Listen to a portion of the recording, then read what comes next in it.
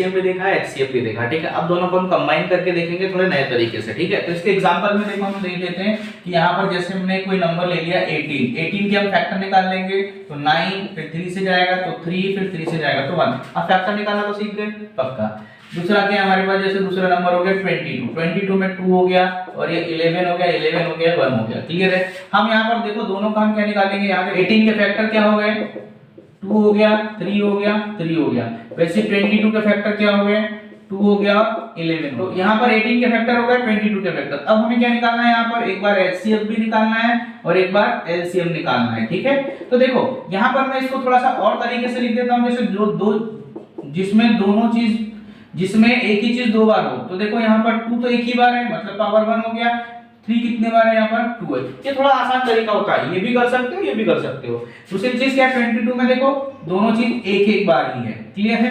HCF में हमेशा small छोटी वैल्यू ली जाती है, कौन सी, यानी छोटी पावर लेते हैं। क्या लेते हैं, छोटी पावर लेंगे, क्लियर है, यानी स्मॉल पावर। कैसे, इन देखो दोनों में 2 है, 2 है, मतलब यहाँ क्या आ गया 2, यहाँ 3 है नहीं, यहाँ 11 है नहीं, ना 3 इसमें है ना 11 इसमें, मतलब एचसीएफ तो आपका 2 हो गया कॉमन, पक्का, क्लियर है। तो जो कॉमन चीज है वो कहाँ लिखते हैं, एचसीएफ में। एलसीएम में देखो क्या होगा, बड़ी पावर लेते हैं। क्या लेते हैं, हमारे पास बड़ी पावर लेना है, ठीक है। थोड़ा हिंदी में लिख दे रहा हूँ ताकि आपको समझ में आए, क्लियरली याद रहे। अब बड़ी पावर का मतलब देखो दोनों में 2 तो 1 1 है, मतलब दोनों सेम ही है। अब देखो यहाँ पर 3 जो है की पावर 2 है, तो यहाँ पर क्या लेना है, 3 की पावर 2 भी लेना है, और यहाँ पर जो 11 है वो भी लेना है, क्लियर है। अगर मान लो यहाँ पर 3 की पावर 2 है और यहाँ 3 की पावर 1 होती, तो हम 3 की पावर 2 को लिखते, 1 को नहीं लिखते। समझ में आ रहा है, चाहे तो इसका एक एग्जांपल और करके देख लेंगे, ठीक है।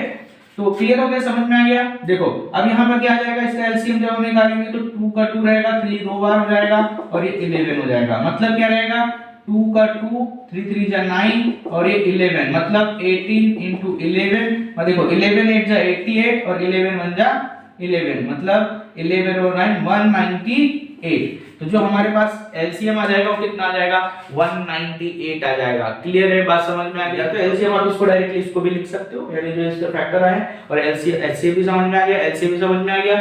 एलसीएम एचसीएफ में छोटी पावर लेते हैं।